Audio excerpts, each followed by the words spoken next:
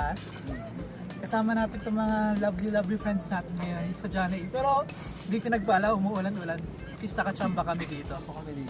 So, ang topic sana natin ngayon is paano nga ba kapag teacher na ang nang-bully sa'yo na imbis na ikaw yung pagtanggol, pero siya pa mismo yung nagpahiya-pahiya sa'yo. Yung siya pa mismo nang bastos sa authority niya. What if yung boundary na sinasabi nila, sila naman yung lumagpas? Naalala niyo ba yung nag-viral dun sa TikTok na yung teacher ngayon na parang may ginawa ng something? Live sa TikTok. Yeah. Yun ba yun? Tapos ininsulto niya yung mga students niya. Kakapal niyo. Hindi ko alam yung kwento mga, hindi ko nga napanood yun nga eh. Ano? Yung secret eh. Nung sabihin mo na kasi. Based on my understanding. Based on sa napanood ko lang naman is yung parang pinapagalitan niya yung mga bata ngayon Ah, na ano na yung boundary, gano'n. anong ba? Siguro sumusobra na yung mga Oo. bata. Pero Kasi siguro hindi lang matitigas naman napigilan talaga ng ulo ng teacher mga na magsabi ng gano'n. Na siguro na ano lang siya sa emotions niya. Hindi, pero kung titignan nyo kasi, nung napanood ko yung video na yun, ina-expect ko na yung mga pinapagalitan niya dun is mga parang senior high ka-age natin. Nagulat ako kasi elementary pa lang pala yun. Like, oo, kasi akala ko nung una is mga na yun, actually medyo matatanda kasi yung way nung pag-communicate ng teacher sa kanila, parang, parang ka-level na ganun-ganun. Tapos bata pala, so medyo ako dun kasi although kahit may point naman dun yung teacher kasi tama naman yung mga sinasabi niya na iba, may iba rin na ang pangit lang ng pagkakasabi niya, pagkaka-imply niya sa mga gusto niyang sabihin. Tapos yung pa is bata yung mga yun. Yun nga, ang mali dun sa teacher, mali yung approach na ginawa niya sa mga bata. Imbis kausapin ng maayos, nag-live pa siya. Pwede rin naman yung kausapin privately. Pero Yun nga. Baka kasi yung Inano niya kasi, iniisip ang niya ginawa is, niya, pinahiya niya. Namahiya kasi siya. parang iniisip niya yung, parang yung media, kakampihan siya kasi teacher. Hindi niya inisip na mali na yung ginawa. Mali na yung sinasabi niya. Pero kayo ba, nakaranas na kayo ng ganun? Oh, Ay, marami pa. Sobra. I remember so many people. O ikaw ano sa'yo? Ay, ikaw muna. Yung first na parang, di ba, meron parang program sa school. Tapos na-assign ako as a leader dun sa sayaw na yon. Oo. Sayaw. Siyempre ako pagod na din ako sa pagtuturo ng mga kasama ko sa sayaw na yon. So parang natural na lang siya na magkamali ako sa part na siyempre pagod na nga. Ang di ko lang na-expect, like tinawag ako dun sa opisina nila. Tapos mismong pinahiya at pinagalitan ako dun sa ang daming mga teachers. Like pwede naman, bakit ganun? Hindi niya ba pwede intindihin na nakakapagod eh? Diba? Like, pwedeng sabihin mo na lang, pahinga ka muna, alam ko naman na, na nagkamali ka, ganun. Ginagawa mo.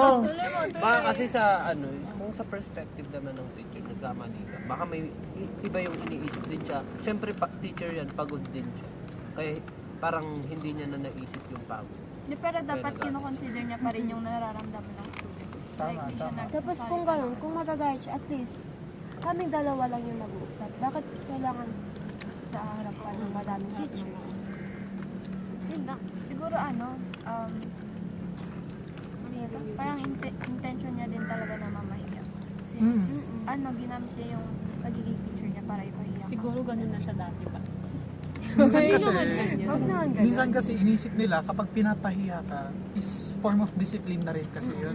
Oo, Akala yun nila- pala. Kasi di ba yung age gap natin, Mhm. sila kasi dati, iron hand sila, di ba?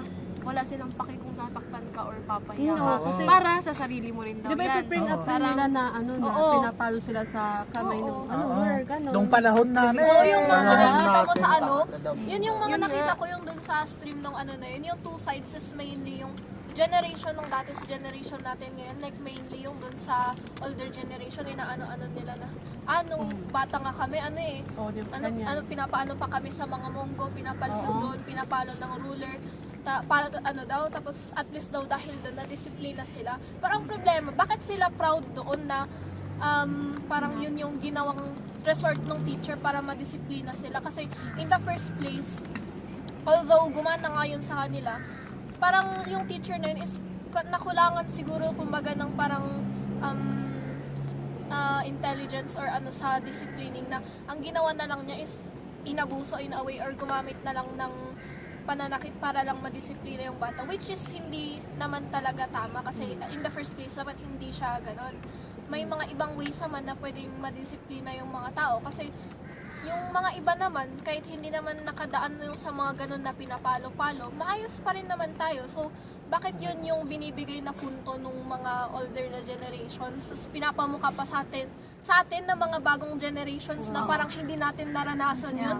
Pero di ba naranasan naman natin yung mga yun? Kumbaga, bakit parang inaano nila na hala yung mga henerasyon naman ngayon? Bakit ganun? Parang ang proud nila na okay, naabuso po kayo. Proud na ba kayo dyan? Ikaw ba? May naranasan ka? Sa akin na, ma'am. Hindi ko naman yung sinasabi yung parang kinokontradict yung sinabi mo. Pero kasi parang mas maganda para sa akin. Alam mo yung makikita mo, magsasalita lang yung teacher, sasabihin na nila, masyado na yung, anong tawag doon, child abuse. Parang inaabuso na nila yung law na, porkit alam nila yung ganto, yung, yung, anong tawag doon, karapatan nila, pag na anuhan lang ng kunti yun, sasabihin na nila, inaano niyo yung karapatan ko. Yung privacy ko, inaano mo. Parang ganun yung inaano nung, So, parang sensitive, sa akin. So, ganon. parang sensitive na yung mga henerasyon. Tayong henerasyon, sabihin natin, kasi kasama naman ako. Pero sa Pero yung kasi sa kung kanila, iisipin mo, mali pa rin naman yung ganong way ng pagdidisiplina. hindi, kasi sa tingin mo, ganun sa kanila, ganun yung way nung pagdidisiplina nila. Isipin mo yung kung paano gumalaw yung mga estudyante dati. Isipin mo kung Kasi nga, makikita mo lang. nabuhay sila sa takot. Ah. Kasi bawat sasaktan, papayagan yan. Pero lalo na ngayon, 20s na ngayon, huy, Oo nga. hindi na pwede yung pananakit ka ng bata para lang. Mga nananakit. Oo, yun na nga yung sinasabi. Kaya nga Masyado nang naano yung low, parang naipataas na sobra-sobra na naaabuso na ng mga tao, ng mga bata na ipaglaban yung child abuse, sabihin lang na wala kang respeto, sabihin nila child abuse na. Makukulong na yung teacher, sila na yung may hindi na iisipin na ano yung teacher na parang gusto lang niyang anuhin yung bata para matuto din kasi nasa school siya. Magandang point din naman yan. If gusto mo talaga matuto ng mga bata, kailangan mo talaga i-reinforce yun. Pero hindi talaga dapat ganun yung way. Kasi, tama rin naman siya. May mga bata talaga na ina-abuse yung mga rights or mga protection na binigay sa kanila. Kahit konting lang sinasabi, child abuse na, di ba? Iyak-iyak Ano ka nyo ba na dyan? yun, iyak na kayo, di ba? Pero, Siya maglalay siya. hindi dapat inaano ng teacher na pahiya siya, pero hindi rin dapat na aabusuhin ng estudyante ang rights niya para Rights hindi na. siya ganon. Kasi taken for granted na yon. So basically, mali rin naman yung mga bata. Oo. Hindi lang teachers. Wala rin naman right or wrong dapat, pero nasa middle ground pa rin na dapat talaga both sides, estudyante, teacher, maging respectful pa rin sa isa't isa. Ikaw, meron ka pa bang share dyan para? Tapos meron, yung alala niyo nung grade 10 tayo, yung teacher na yun. Yun yung time na, alam mo yung na body shame ako nung that time Mhm. Kasi tinanong niya sa akin, bakit ganyan na, ba't ganyan na yung itsura ko daw, ba't tumaba daw ako? Bakit hindi mo na lang gayahin yung isang klase mo ang ganda-ganda ng katawan? Ikaw nga. So, ngayon, darating na rin tayo sa point na, usually, ginagamit nila na ipapahiya ka for discipline. Pero bakit ganun? bakit nga ba ganun na, katawan mo naman, wala namang kinalaman sa studies mo, connect sa ng ugali mo. discipline mo yung Ganon. Alam. Kasi nananahimik lang ako that time. Syempre, nung grade 9, close kami. Pati yung kuya ko, close niya. So, kaya kilala niya ako. Mhm. So, nataka siya bakit ganun na daw yung body shape ko. Hindi naman daw ganun dati. So, tulad nga ng point mo, hindi lang, kasi hindi natin malalahat ng isang bagay, hindi natin malalahat na, para sa disiplina lang to. Meron talagang mga teacher na gustong-gusto ka I think talaga ano, ipahiya. papasok din dyan yung boundary kasi sabi niya close kayo. So, sarcastically niya sinabi. Oo. Ganon, yung lumimit siya sa joke Oo. niya na nakakasakit na Oo, siya. tumawa siya nung that time. Pagkatapos niyang sabihin yun, tumawa ko siya. So, Ka- tumawa rin ito, ako. sa akin, ano, para sa akin, yung point of view ng teacher. Kita ko makain ako. Sabi mo kasi, diba, na-close kayo nung teacher na yun. Mm. So parang naiisip ng teacher na, ay pwede kong lukuhin. Yun nga. Mga ganun. Hindi naman kami as in na masyadong close. Kasi syempre, Parang, alam kahit, yung kayo. diba, sa teacher natin ngayon, o diba, lolokohin ako ni ma'am, okay lang. Kasi close kami. Mm. Kapag lolokohin ko siya, okay lang kasi close kami. Kaso, Parang iniisip niya, close tayo, kaya parang okay lang na lokohin ka niya. pero dapat okay lang kasi- na magbiro, pero Oo. wag naman yung to the point na masasaktan. Kaya Tsaka- isipin niya muna. Nasa classroom kami noon, eh, may mga kaklase pa ako doon. Oo. Oh. Okay lang sana kung kami lang dalawa lang. Oh. Mm. Pero siguro kasi nung nag-joke siya, akala niya nakakatawa ka. Pero hindi niya alam na nasasaktan ka na dun sa sinabi mo. Kaya yun, parang isipin niya muna kung masasaktan ba yung estudyante niya o not. Pero kasi, Iisip ba yun? mostly, sa mga teachers, hindi na nila iniisip yung nararamdaman ng students. Parang spill lang sila ng jokes, gano'n. Kahit below the belt na, akala nila nakakatawa. Pero hindi talaga. Actually, totoo yan. Kasi minsan, ako, self-aware ako. Mga jokes ko talaga no? Alam niyo naman minsan, nagka-cross yun yung boundary. Oo. Hindi lang minsan, pero... minsan? Hindi, alam ko talaga mga joke ko, nagka-cross ng boundary na yun. Self-aware naman ako. Pero, tama rin naman, inaabos talaga ng mga student ang, nila, authority na or protection sa binibigay sa kanila. Pero minsan kasi, papansin ko rin, yung mga ibang teacher, feeling nila superior sila. Yeah. Oo. Porkit teacher sila, parang sila na yung masusunod. Yung hindi nga nakikinig sa estudyante, kahit mali naman yung ginagawa. Kasi nga, authority daw sila kasi. Oo, yun lang. Ano bang masasabi nila? So, ano ulit yun? Superior yung mga teacher. Oo. Oo, Kumakain. Hindi, meron din kasi yung time na palang palihim na binidyo nga yung pananakit ng teacher. Like, bakit parang natatakot yung student na magsumbong kasi alam niya na yung mangyayari sa kanya. Pero, dahil tignan mo yung point na yun, nananakit siya pero hindi pa rin siya natatanggal sa kanya. Parang, Ayun! Isa pa yun. Yung mga teacher ba na gumagawa ng ganyan, natatanggal sa trabaho? Depende, di ba? may possibility na Kasi, kung hindi gagawan naman ng action, hindi rin matitigil yung mga ganyang gawain ng teachers. nakagasto kasi sa Pero mostly kasi hindi rin naman talaga nagagawan ng actions yung mga ganyan. Kasi wala rin namang nagsusumbong ng mga estudyante. kasi nga takot yung student. Natatakot din ang mga estudyante, syempre. Pero may teachers din kasi na pag nagsumbong, for example, nagsumbong ka dun sa ibang teachers, parang hindi ka nila papaniwalaan kasi parang ang imposible para sa kanila na gawin yun ng co-teachers nila. Tama naman, tama. Pero at least hear the yung side ng student. So yun, kasi minsan nga rin, hindi talaga papaniwalaan ang side ng student kasi parang mas kung ikaw, mas trust mo yung kaklase mo kaysa sa teacher, di ba? Ganon din, di ba? So ganon din sa mga teacher, mas trust nila ang isa't isa kaysa sa mga estudyante. Kasi most of the time, mga estudyante pwedeng maging OA, di ba? OA naman, di ba? So ganon na mangyayari. Sino nga bang papaniwalaan kasi nila? Yung alam nilang kakilala nila na teacher, ang mga estudyante na ganon lang. Investigate. Puro maniniwala lang sila pag, alam mo yung may evidence talaga na nakita nila or may papakita kayong evidence. Sakto naman nila. Ano ba yan? Saan na tayo?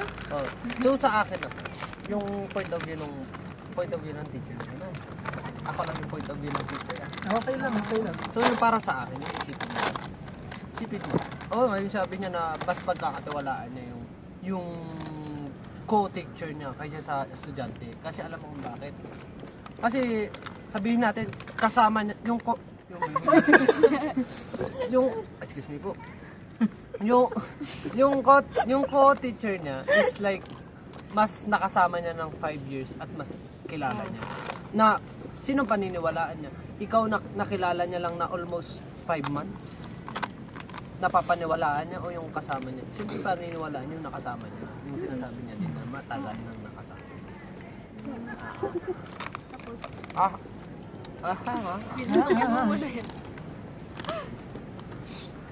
Pero valid pa rin ba yun kahit na matagal mo siyang kasama is maniniwala ka na sa kanya without knowing the truth talaga. Kasi ang tao is masyadong bias. Tama. Kasi meron tayong mga bagay na pinapaniwalaan, di ba? So madalas sa atin, yung mga pinapaniwalaan na yun, magsi-stick by tayo doon. Kaya tayo nagiging bias. Hindi naman kasi lahat ng times, lahat ng pagkakataon, magiging patas tayo at magiging ano tayo, open-minded. May mga times talaga na bias talaga tayo. Oo, may uunahin tayo at may mas pipili at pipiliin. May mas papaniwala. Tama. Pipiliin tayo at pipiliin. Sana all. Ay, Ba't parang may hugot job? Ako nakatingin. Tama yun. Sure ka naman dyan. Nag-share ba kayo? Share na kasi. Lahat ng mga experiences yung share niya. Katulad yung sa akin. Ah, Tama. ah, Yung grade 10 ako. ah. Umayos ka. Yung kaklase ko. Ano yun? Anong kaklase kong yun? Alam mo yung teacher, nagalit siya. Pinagalitan niya yung kaklase ko. Tapos itong kaklase ko to, hinamon siyang suntukan. Tinayuan siya. Oo, tumayo siya, lumapit siya doon. Humarap siya sa classroom, doon siya sa harap. Minura niya pa yung teacher. O, di ba? Yung estudyante mismo yung Yung estudyante ang nagsabi sa teacher. Ay, yung teacher lalaki, wala din siya magawa. Ang iniisip niya, yung rights nung bata. Yung sinasabi niyo na papahiyain siya sa harap. Ano ba nangyari? Baka ganun yung sasabi. Nagalit kasi yung teacher kasi yung estudyante walang assignment. Oh, Oh. kasalanan ng estudyante yun, di ba? Tapos nagalit yung teacher, ba't wala kang assignment? Palagi ka na lang walang assignment. Etong kaklase ko naman, lakas ng loob. Siya pa ang may lakas ng loob na magalit. Nagalit siya sa nagalit siya sa teacher at hinamon niya ng suntukan. Yun Pagka naman, labas mali ng naman yun. principal, ang teacher ang kailangan mag-sorry. Di ba? Yun yung sinasabi ko na masyado nang mataas ang hindi sa lahat. Hindi sa ilalahat ko to masyado nang mataas ang pag-aano ng authority ating mga estudyante. Para sa ating mga estudyante. Okay, kasi bali-balita din na madami na ngayon na napatingin na teachers. Oo. Yung sa mga OA na estudyante, no? Ulit napagalitan lang ng kaunti. May natin. Ano ngayon, Rose? Ano ba pangarap mo maging teacher? Ayun! Next. Oh, yan. Tama yan. Ikaw, bilang teacher, paano mo i-handle yung mga Oo ganung nga. bata? Kung maging teacher ka in the future, paano nga ba? Siguro naman lahat naman ng personality or behavior na pinapakita ng estudyante. Murahin. Hindi. Uy, huwag naman ganun. Lahat naman siguro na pinapakita nila is may dahilan. So parang kakausapin ko muna kung may problema o wala. Kung wala kang problema, syempre gagawa ko ng pagdidisiplina na tama naman. Like hindi yung madedemanda ako bigla.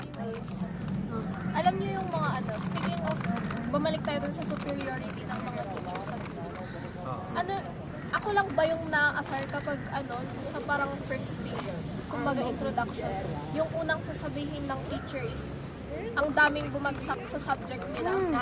Oo. Kasi, di ba dapat yung thing is something na hindi dapat sila proud of? Dapat hindi yun yung thing na pinupost nila. Kasi, anong gusto mong ipahiwatig sa mga estudyante mo doon na bakit kailangan mong sabihin yun? Proud pa sila na maraming hindi sila magaling magturo nga, ganun. Oo, kasi parang walang natutunan yung student sa kanila. Pero may instance din kasi na mahirap talaga yung subject. For example, tayo, ang math, kaya ba natin ng, Di ba? ano yun? Hindi. Ito di ba dapat sabihin ng mga teacher na sila babagsak, madami. Di ba dapat mas magandang sabihin Yun nga, sana na, hindi sana dinidiscourage yung mga bata. kailangan yung pumasa. Parang papasa kayo sa ganun, di ba? Para mas magiging maayos yung communication yung dalawa. Isang pangit din kasi nun as first impression sa Ah. teacher mo. Gusto mo yun yung isipin sa'yo ng mga estudyante mo na ang daming bumabagsak sa ano.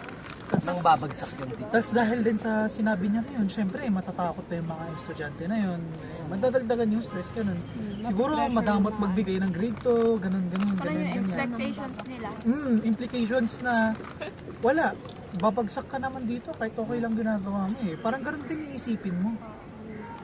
Bago. Ikaw, Godfrey. Ano ngayon? Nga nga itol. Hindi ka ngayon. Ano eh.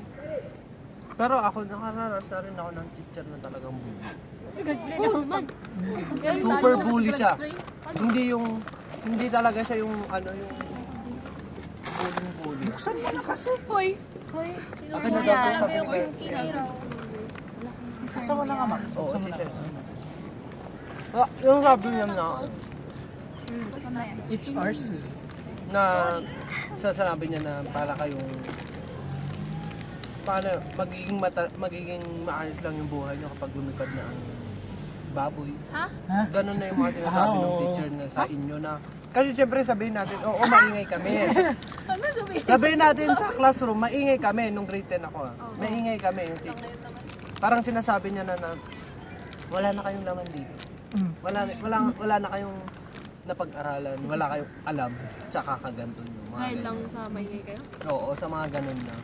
Tapos harap niya pa sa'yo at pakinggan mo to. Gaganon yun. Tapos aanoyin niya na kayo parang duldog ko na.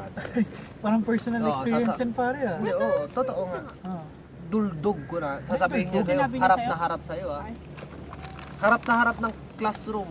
Tuldong? Duldog. Ano yun? Hindi although naman kasi ano. Pero hindi, Sige.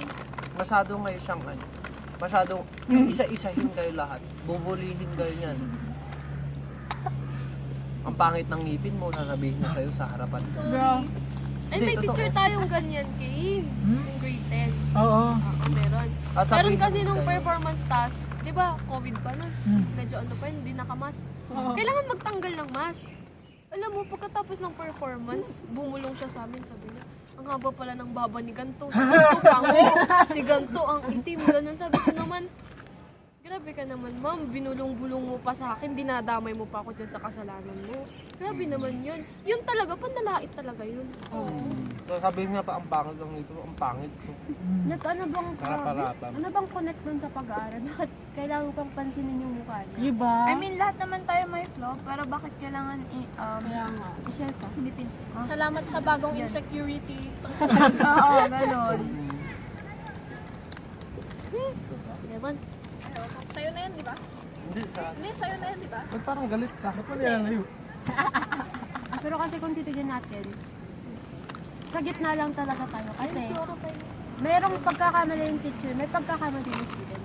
Parang tayo lang na may both sides naman tayo. Yun nga, hindi rin maiwasan yung sigawan tayo. Kasi, tayo din. aminin nyo naman, tayo Hindi rin naman naman tayo ang basta-basta ano. sigawan.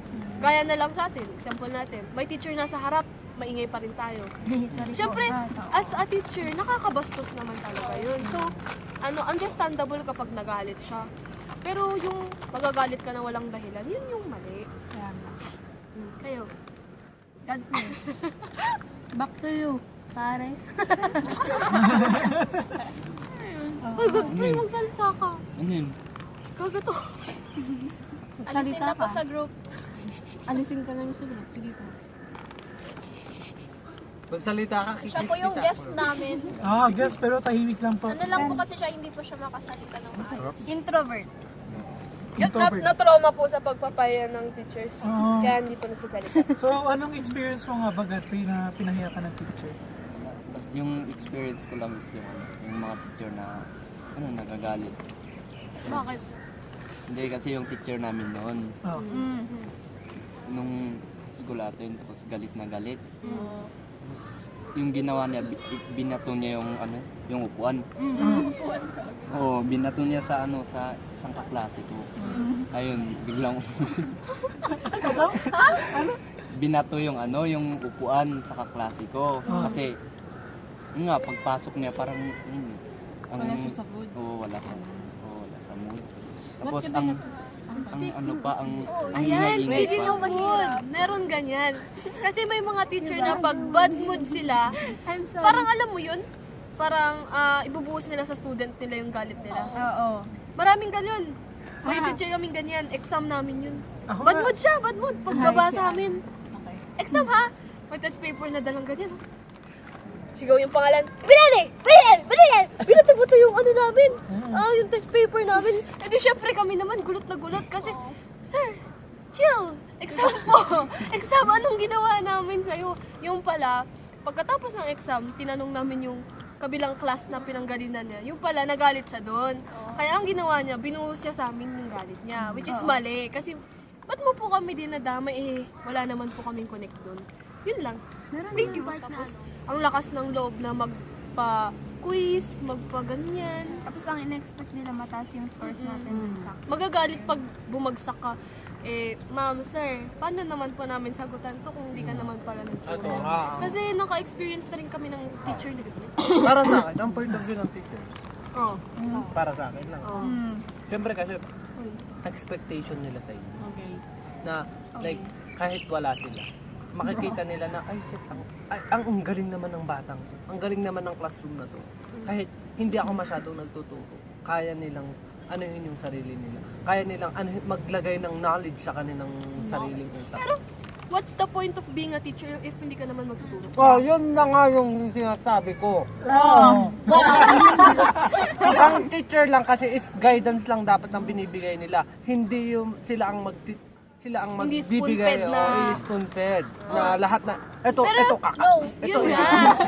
Go, Carlin. Go, Carlin. yung point kasi, teacher siya, sinasabi mo ang guidance, saan yung guidance kung magbibigay lang siya ng quiz nang hindi nagtuturo? Siyempre, kailangan rin naman namin ng tulong. Hindi naman namin sinasabi na, ma'am, ituro mo lahat kasi kaya nga meron yung mga binibigay minsan na reportings para matuto tayo sa mga experiences natin. Yun yung point, di ba, ng ibang performances. Pero meron kasi talaga, totoo to, meron talaga yung mga ibang teachers na hindi sila magtuturo and then magpapabigay ng quiz. Saan doon yung guidance as a teacher? Kasi although gusto mo magbigay ng, gusto mong bigyan sila ng challenge para nga sa mga students, ang mahirap kasi doon is parang wala ka naman ng ginawa as a teacher although responsibility mo yun. Tapos meron pa yung sasabihin nila, kapag hindi mo naintindihan, hindi mo nasagutan, sasabihin nila, ay iho, common sense lang kasi yan. Sir, ano pong common sense dun sa mirror? Yun ang mahirap, di ba? Yun ang mahirap. Common sense sila, hindi nila iniisip na common sense ba din ng taong to? Hindi, meron kasi Kasi mga, parang, alam mo yung instance, may teacher tayong ganito. Ngayon mo muna. kasi makikita Buksan mo, mo na kadiri. lahat tayo magkakaiba tayo ng pag-iisip. Tapos, pero isa rin lang tayo school na pinupuntahan. Ang niyan, ay, bakit Ano daw? Nakakain mo yan. May mga bad experiences tayo sa teacher. Siyempre, meron din naman tayong good? mga good na experiences. So, Oh, magbigay nga kayo ng good experience. ikaw. nyo. Sabi mo, paramihan ng teacher mo good. Karamihan. Sige, marami Nagturo ka. ng tama. Ayun, Oh, yeah, good student. Ikaw ba yan? Ano pa? Talaga ba? Ano pa? ginawa niya yung sarili niyang example, ganun. At mag-aral kayong mabuti, ganun. Parang naging inspiration. Hindi pa, nag-aral pa nga tayo. Yeah! Diba? yung pinakagusto ko sa teacher niya, since kilala niya naman, alam niya yung boundaries niya and kaya niya maging strict in a good way. Yung hindi siya strict na yung parang hindi tayo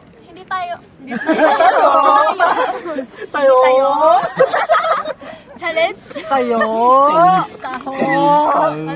Ano ba? May Hindi nagbibigay tayo. Tayo! Continue po. Continue. Hindi po. Hindi po. Meron tayong ratrating. Ay. Sorry, commercial. Tinan nyo yan. Grabe ang ugali ah. Sabi naman yan. Kapit na kayo. Kapit na. Hinom na ako.